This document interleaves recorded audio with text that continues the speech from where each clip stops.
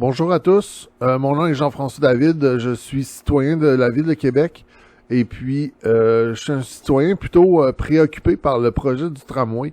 Je crois que c'est un mauvais projet de transport en commun pour la ville de Québec et puis dans cette présentation, je veux vous dire les raisons pourquoi que je pense que c'est un mauvais projet et puis je vais suggérer un projet alternatif qui est basé sur une refonte des parcours complets du transport en commun à Québec.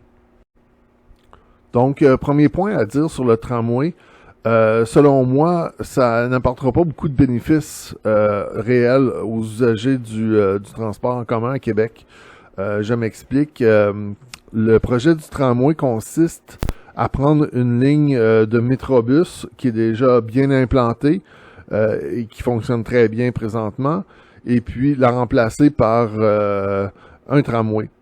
Et puis, ce que j'ai à dire là-dessus, c'est que présentement, 75% du temps, un autobus articulé va être capable de prendre la demande d'usagers sans problème.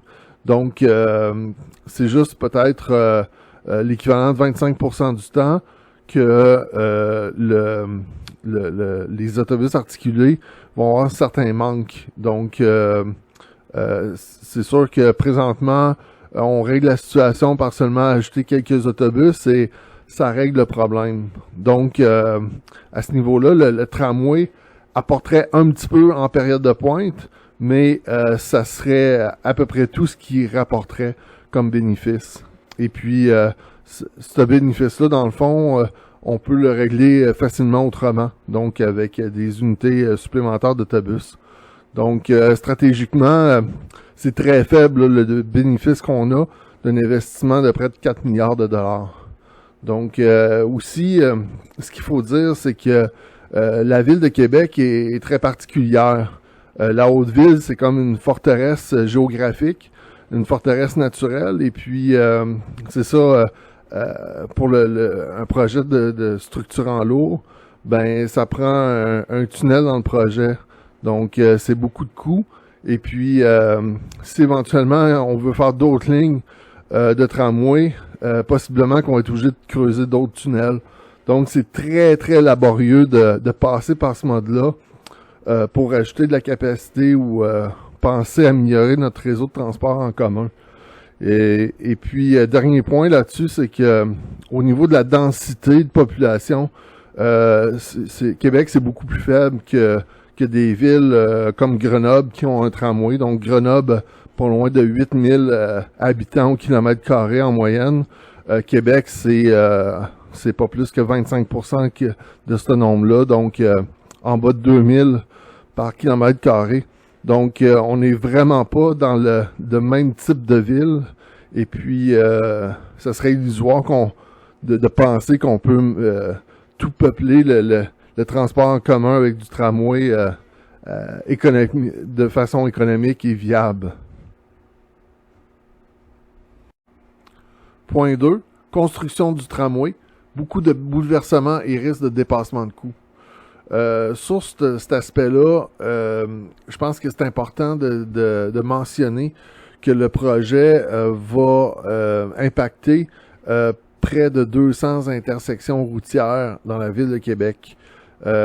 Certaines intersections, on va interdire le virage à gauche et d'autres intersections, on va tout simplement interdire tout virage.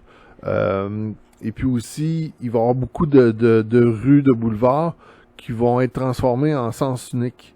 Donc, la circulation routière dans la ville va être très négativement impactée par le projet du tramway. Et puis, le problème avec ça, c'est qu'on peut toujours dire que les automobilistes ont juste à s'adapter. Mais le problème, c'est que beaucoup d'autres trajets d'autobus standards gravitent autour du tramway. Et puis, ces trajets-là risquent d'être énormément impactés par toutes les modifications là, aux intersections et aux infrastructures là, de la route autour du tramway. Donc ça, je pense que c'est un point qui a été sous-estimé par les promoteurs du projet. Et puis je pense avoir un énorme impact négatif qui va vraiment ralentir les autres trajets du transport en commun à Québec. Et puis au niveau de sous-estimation, sous-estimer les coûts, c'est il y a toujours eu des dépassements de coûts depuis le début de l'annonce de ce projet-là.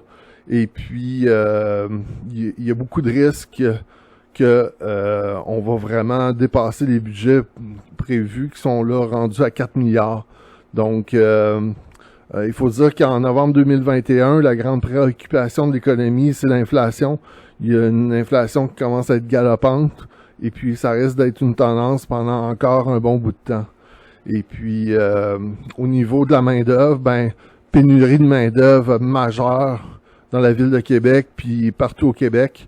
Puis qu'on arrive dans des super gros projets comme le tramway, on risque d'avoir des très mauvaises surprises. Point 3. La vraie solution durable pour le réseau de transport en commun de Québec serait, selon moi, de refaire un système de parcours tout neuf. Je crois que le système actuel de parcours, la logique en arrière de ce système-là est dépassée et inefficace. Donc, je vais vous expliquer en gros en quoi consiste la manière qui fonctionne présentement et puis je vais vous proposer une solution pour que le système de parcours soit beaucoup plus efficace.